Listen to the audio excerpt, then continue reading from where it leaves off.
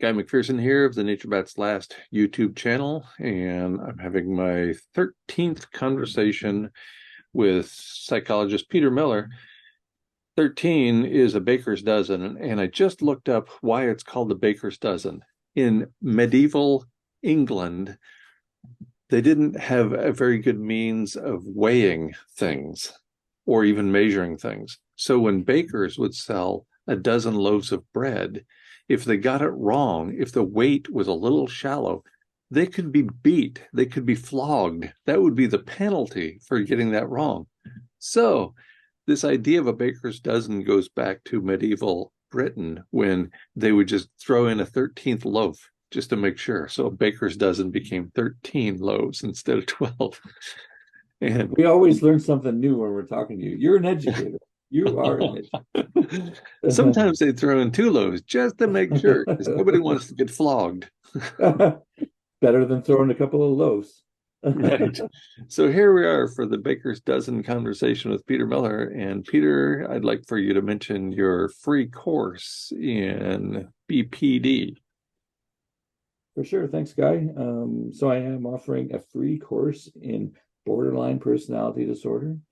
And I know that name sounds a little bit like out there, sketchy, kind of like monstrous, but it is one of the most common mental health conditions that humans face, believe it or not, in my experience as a practitioner in psychology. Probably one of the most, maybe the most undiscussed conditions. Because people in their childhood development do not experience ideal conditions for attachment and connection and learning how to live in their body and with all their emotions. And so, for those of us who have certain kinds of genetic profiles, which are maybe we have higher intensity emotions, and we didn't learn how to deal with those emotions, we come up with all kinds of ways to deal with them that are short-term effective but long-term not effective. That's kind of the essence of borderline personality disorder. And if you learn about it, you can understand kind of like what you missed in your development in terms of understanding, like, how do I deal with feelings of shame? How do I deal with feelings of guilt or rejection or worthlessness or feeling insecurity, that kind of thing. If I don't know how to deal with that, I'm going to find an alternative way that might be, again, short-term effective, but long-term ineffective, and rupture my relationships and cause problems with my health, my physical health. But the point is, a lot of us grew up not understanding how we have been, I guess, underserved, undereducated in that regard. So my course is available for people who would like to learn more about the subject. And it isn't actually, again, just for people with borderline. If you want to learn just about generally about mental health and how people get stuck on certain types of cognitive distortions like all or nothing thinking or fortune telling or catastrophizing or overgeneralizing, those kinds of things. There's several. People get stuck on these things all the time, even if they're not borderline. But the thing with a borderline person is they are extra sensitive, so they're more likely to get stuck on these distortions and like act on them as if they're real, and then make kind of accidentally make unintentional messes in their life. And sadly, the people in their life will interact with them in a way that makes the symptoms worse. So they will actually become sicker when the loving people in their life unintentionally try to help in ways that don't work.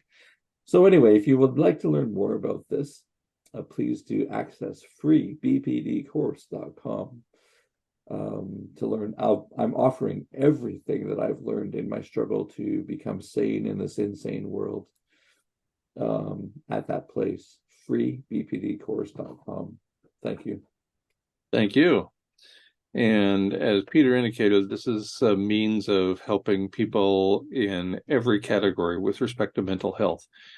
And even if you think you're the most sane and rational and flat line in a good way kind of person, this is still a means by which you can understand other people and therefore yourself. Yes, yes, thank you.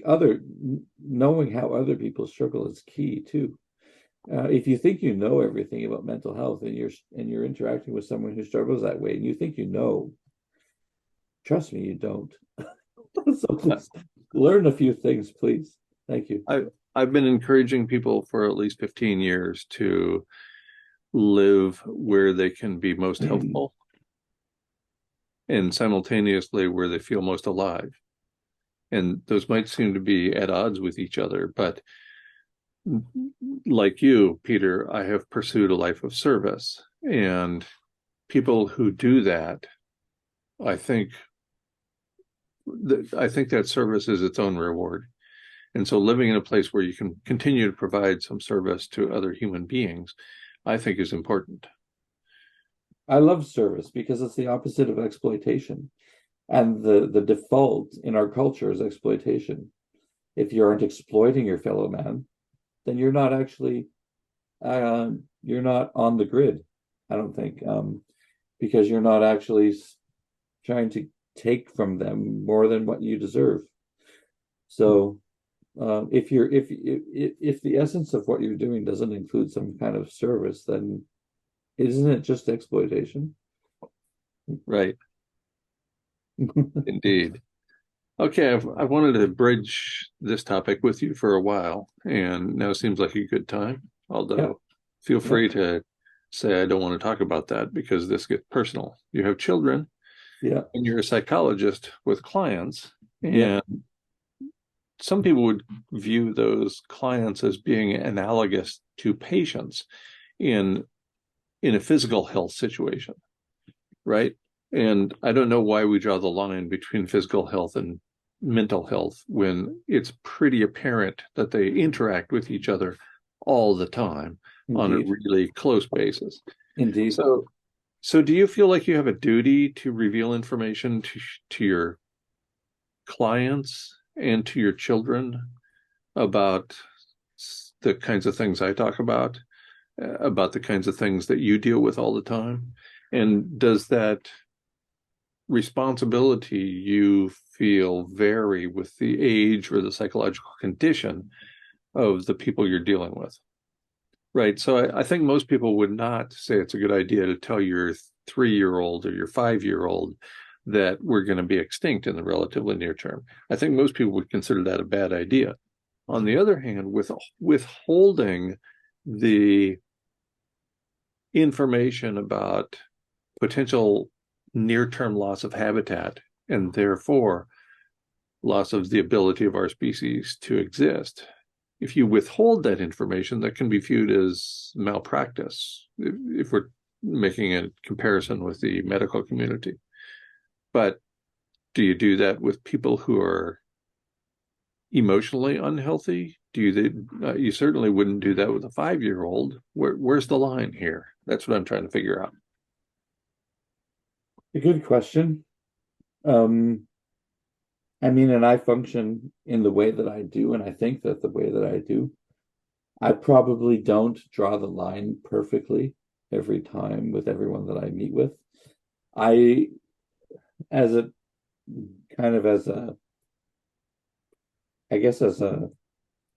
way that I have been practicing with the people that I meet with, I do bring up culture and context. And I do say, like, what do you make of that? What do you make of the culture and the context? Do you think that the culture tends to serve you in terms of what you learn about who you are as a human and what you need to do in order to be healthy? Or do you think that you have been maybe shortchanged? I try to bring up these questions. Sometimes people take to the questions and sometimes they just kind of laugh at the questions, right? So it depends. So you take a Socratic approach, at least with your clients. Do you do that with your kids too? Well, my kids know that I am inherently, I'm a rebel human, Mhm. right? Like they know that that's who I am. I no longer go to church on Sunday. I think that it's a mental health travesty. All religion is a mental health travesty. Mhm. And they know that, right? And so I don't go. And they know that's why I don't go, Mhm. because of everything that I've learned and how people get confused between the real and the unreal, and how it seems to me that religions tend to promote the unreal, reinforcing the unreal. So there's this constant confusion. I should point out at this point that you have a band called Lie Avenger that people Yes, can find on YouTube that yes, and that band reflects your rebellious attitude. absolutely. I love having a punk attitude, also known quote unquote as a fuck off attitude. But like, I didn't make that phrase. If you want to know where that phrase came from, one of my favorite bands in the past called the Dead Milkmen. Maybe you've never heard them, but anyway, they have this song called "We Live in a Fucked Up World," something like that, "Fucked Up World." And to have a fuck off attitude is the best. So anyway, um, I mean, that's Peter Miller. That's who I am. I Mhm. am inherently a rebel. And I love that guy is wearing, it looks like black. I think you said blue, but it looks like black. I think you're the man in Yes, black. this is a black shirt with a black t-shirt underneath. You're the man in black, just like Johnny Cash said, right? So Right. like we are speaking out against mainstream ideas. It is our habit and our practice to speak out against mainstream idealism, mythology, if you will, to say like we're okay with biting the hand that feeds, because if we didn't, we would be complicit. Right. So And I love the Albert Einstein quote you sent me via email a couple of days ago. Quote, if I were to remain silent, I'd be guilty of complicity. End quote. right, so I just can't remain silent. I love having these conversations with Guy, and I always have, because it's our opportunity to not be silent and to not be complicit, which makes us different from mainstream authors and practitioners who will on purpose willingly remain silent about issues that are relevant. Um, so I like, as a practice, as a practitioner, as a parent, as a person, I mean, I like being the rebel, and being the person who says, no, like this is not exactly what we are experiencing. This is not in our best interests. I'm not going to be apathetic. I'm not going to be passive. I'm going to point out what my heart tells me is going on. So you work in a clinic with how many other psychologists? Well, I work in a clinic with other practitioners. Some of them are social workers. Some of them are addiction specialists, and some of them are people that work with people in the community. They call it outreach, right? And do all the professionals there know that you're the rebel? Uh, without without pointing it out point blank, yes. I Sure. mean, I think that they do. Yeah. Hmm. And that doesn't interfere with your interactions with them or with any of your clients, right? It doesn't interfere with interactions with my clients, although I sense there is somewhat of a devaluation, um, with I could be wrong, but I sense that I'm a little bit devalued as kind of an irrational punk attitude person, right? Who has struggled with borderline in the past, and who who's just passionate about truth.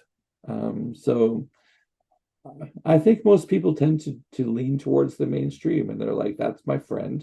My friend is the mainstream." And Yes. if I don't befriend the mainstream, then I'm an enemy to the mainstream, and it's not going to serve me.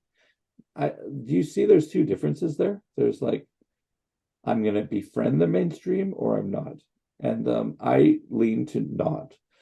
Right. So Right.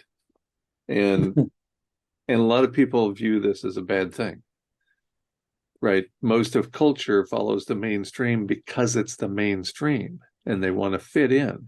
Everybody And wants they and to belong. they will lie for the mainstream. Of course. Whereas people, I think, Guy, people like me and you, we will not lie for the mainstream. This is the difference. This is the critical difference. Will you lie for the mainstream to make them seem legit?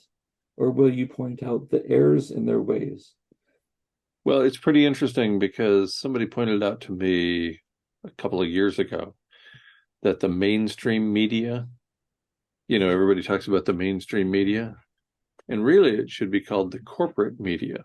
And so since then, I've been calling it the corporate media. And it's a subtle change. It's a subtle difference, but the mainstream makes money by broadcasting the message they broadcast. That's the corporate media. That's how they stay in business, is because of the things they say and write. That's important. For me, it's important to use that distinction, to call it the corporate media instead of the mainstream media. Minor differences. Words matter. They do matter. And I mean, people have told me, like, what the way you're going about things, Peter, is not really the most effective way because you're making yourself unpopular. Because I'm trying to speak truthfully about the harms that come from the mainstream narrative. I'm trying to be honest about that. So that makes me unpopular. Yeah, but you know what? Like, I am okay with that. I'm okay with being unpopular. I'm okay with not just kind of kissing ass to be liked. This goes right back to high school, doesn't it? right. Like, oh, Well, in this country and probably in Canada as well, the public education system, first of all, didn't exist until the late 1800s. There was no such thing as a public education system in this country. And then when it was created, it was done so with guidance from the United States Congress, pointing out that students were becoming too knowledgeable and too intelligent. We want students who can serve the machine, not figure out how the machine works. right. And so the public education system in this country is an unmitigated disaster as a result. I mean, it's working great for the billionaires because the system creates a large number of human beings who can be, for example, software engineers, right? And that's what we need today because it's an IT world. We need software engineers, so they're all over the place and serving the master without even recognizing it. Without recognizing it. Yes. That's the trick, without recognizing it. And I think it's been sort of the trick all along. Like, you think you're healthy, but you're not, with myself as an example, and many, many others, that I meet with, they think they're okay until they're into their 30s and 40s and they're like, oh my gosh, I'm experiencing all these symptoms. I can't handle relationships. What's going wrong? Well, there's something that you never weren't told, right? You weren't informed that a huge part of your education was missing. Right. And let's talk about one of the most important things that I think people are unaware of, at least in this country, and that's mindfulness. Yes. Trying to figure out who you are and why you're here. Those are things that never come up in the public education system in this country. And yet, those are among the most important questions we can ask ourselves. Why am I here? Well, that's where the religious people take over. They're like, "Oh, I'll help you." Exactly. I know the meaning of your life. Right. It's to serve the church or some other higher being. That is where they take over. There's an unmet need. We're happy to take you in, of all different denominations, right? Whichever one scoops you up. It could be Mormon, it could be Seventh-day Adventist, it could be Jehovah's Witness, it could be Baptist, it could be any Muslim, it could be any kind, right? Like they're just happy to scoop you up to answer that question. Professor Howard Gardner came up with multiple kinds of intelligence, and I think he's up to 10 now. But we focus on only two: mathematical, logical, and linguistic. And there's a whole bunch of other things going on, like interpersonal communication, like how I communicate with other people; intrapersonal communication, how I communicate with and understand myself. We never talk about those two in the public education system in this country. There are people who are really good at interpersonal communication, and they become salespeople, right? They're selling used cars and a lot of other things as well. And because they're good at connecting with people, they can create a conversation out of nothing. And then there are people with intrapersonal skills who have taken the time to ponder the question, why am I here? What is this whole thing about? How is this contributing to my life and to the lives of the people around me? And how do you go about answering that question? Yeah, those are rare perspectives. First of all, you have to admit that it exists. And we don't even do that in the public education system in this country. We don't even admit that there is such a thing as intrapersonal communication, that there is the notion that we should be asking ourselves what our place is in this society. I taught mostly upper division undergraduates and graduate students when I was on campus. And so these are people who are 20 years and older, almost uniformly. And I would ask them questions about their place in the universe, about why they're here. And they had never, ever been asked that question before. How can that be?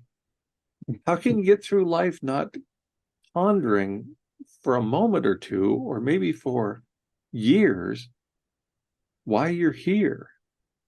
What's your goal in life? Where do you derive meaning? These things are actually important. And most people have never even heard of the ideas. And I guess I would say, again, lots of people do start asking those questions. And so they are quickly scooped up by the different denominations who will provide answers to those questions, ready-made answers to those questions according to their holy books, right? Yes. I mean, so that's probably where the majority of people, they fall into those different groups when they start thinking about those things. I wish when I was like that age and I started thinking about those things, I could have run into a yogi. When a yogi could have told me, okay, start like looking inward, start doing meditation, start like self-reflecting, start getting to know yourself, right? Instead of somebody else telling you who you are, right? Like, and like most other people, I never had that opportunity. Mm-hmm. I fell into one of the dominant denominations and was led to think that I had answers that I didn't have. And then as my life progressed and I continued to have lots of struggles, mental health and relational struggles, I was led to look into other areas, which luckily led me to things like meditation and self-reflection, so I can actually understand, okay, everything that shows up in my brain isn't real.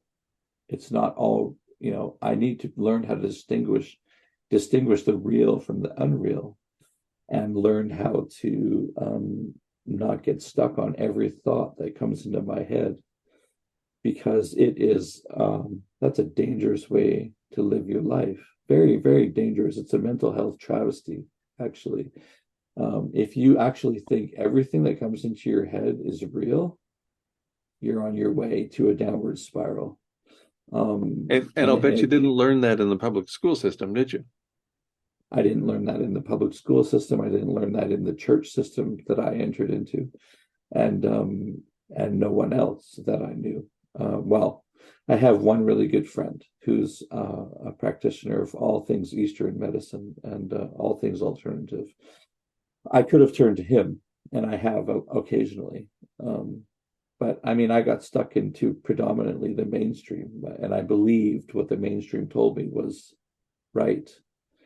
But what the mainstream, I guess this is the thing, like what the mainstream tells us is not, it's not all truth. Um, and I think that when you're invested in listening to people like Guy and myself and others, like you're starting to understand the mainstream is, it's a lot of it is untruth or lies that has a purpose. And so you start to go like, I'm not going to just passively and apathetically go along with what they tell me, because it's not about me. It's about serving some other authority or power. Absolutely. The purpose is to make somebody money, and it's not you. Yes, at the base level, yes, that is what it's about. And I think I mean, if you're to put it in the most basic terms, they're trying to create a drone or a clone out of me and you. Hmm. So that you serve the system in a particular way where it benefits the higher power, not the higher power spiritually, but the higher power monetarily. Um, Right. and then it's strangely what people do is they say, I've conformed to this clone and drone way of life, and now I'm virtuous. So they actually think that they actually look at their self-worth according to this clone and drone mentality, which is so fucking sad. Like, so you're proud of yourself that you've become a clone. Like, you're proud of yourself that you've become a drone, that you'll say whatever they want you to say, that you'll parrot whatever they want you to parrot. Yeah. Like, you're not thinking for yourself. You're just saying what they want. Like, In fact, you reach a point where you say it before you even parrot somebody, right? You say it in advance. You know enough to understand that the dominant culture has this narrative, and you can say it without anybody else asking the question. Everybody must do the same thing. and if someone disputes, then you have a parrot response, right? Like, because the authorities have given you a parrot response. Like in the Mormon religion, it's classic. Like they have a parrot response for every dispute. So if someone disputes your beliefs, your ideas, you have a way to respond. Like it's just like just pull from the stock ideas, right? Must have an answer for everything. And And they do have an answer. You just have to pull from. They just have these stock ideas, right? So you just pull from their stock. It's pretty lame, wow. if you ask me. But um, and I'm guessing all of the others are the same, right? They have a parrot response for every disputation. Of course, they've been around for a really long time. People have been working up these responses for a long time, and they've had plenty of time to come up with the answer for everything. Mm-hmm. Mm-hmm. Uh, and I guess the essence of what we're saying is, like, look, I if you understand that you have been kind of you've been culled into the majority mentality, um, then that's what, ultimately what you're doing is just being a clone and a drone and a robot for them. And you're not thinking for yourself. You're not living an authentic life. You're not being yourself. You're you're just being controlled. Uh, I often think back to the movie The Matrix. Like it seems like the perfect analogy. Like it's just about being a battery, right, for Right. the And mainstream. and just the first one. The sequels, you can skip those and just watch Yeah, the no, first one no, over and over again. the first one over and over, especially when Morpheus and Neo are in those red chairs. That's perfect. Yeah, All right. I agree. I'd like to wrap things right there. First, I'd like to mention that if you want to find an example of somebody not pursuing the so-called mainstream, look to Lie Avenger on YouTube, Peter's punk band. And if you can once more mention your free course, that'd be great. And talk about just briefly how important it is to even people who think they have everything figured out, like, me. Yeah. Um, well, I guess I could just say everything that I've learned about trying to be sane in an insane world is in that course. Things that I didn't know about myself and my nervous system, my stress response, how I didn't know how to distinguish the real from the unreal, how I didn't know when I was getting caught up in common cognitive distortions.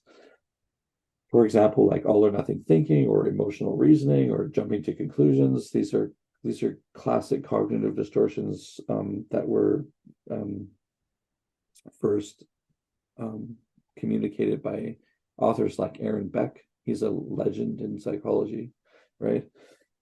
In cognitive behavioral psychology. There's lots of information from Marsha Linehan. She's a legend. Well, she invented dialectical behavior therapy, which incorporates mindfulness into cognitive behavioral therapy so that you can learn to be present and in the now while you are understanding everything else that is going on with your mental health. So I all I'm trying to say, I guess, is like, look, like these are things that I should have learned when I was a teenager, but I didn't.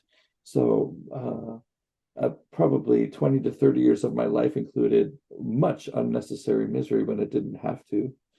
And I'm saying, like, look, here's this course. And it's not just me. I've included 119 supplementary videos from other professionals who are backing the things that I say and adding to the things that I say, so that you can learn from them as well. You can have an emotional vocabulary tool that I've developed. It has about 800 to 1,000 emotional words that you can learn and bring into your way of thinking about yourself and life and communication.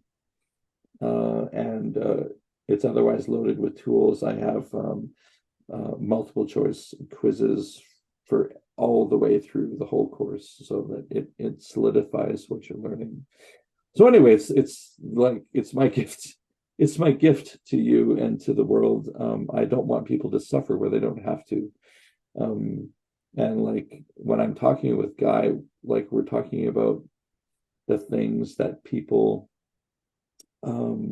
weren't given in terms of knowledge and understanding about life and the world. And we're trying to be honest about how like life is hard, but it doesn't need to be extra hard, I think, right? Right.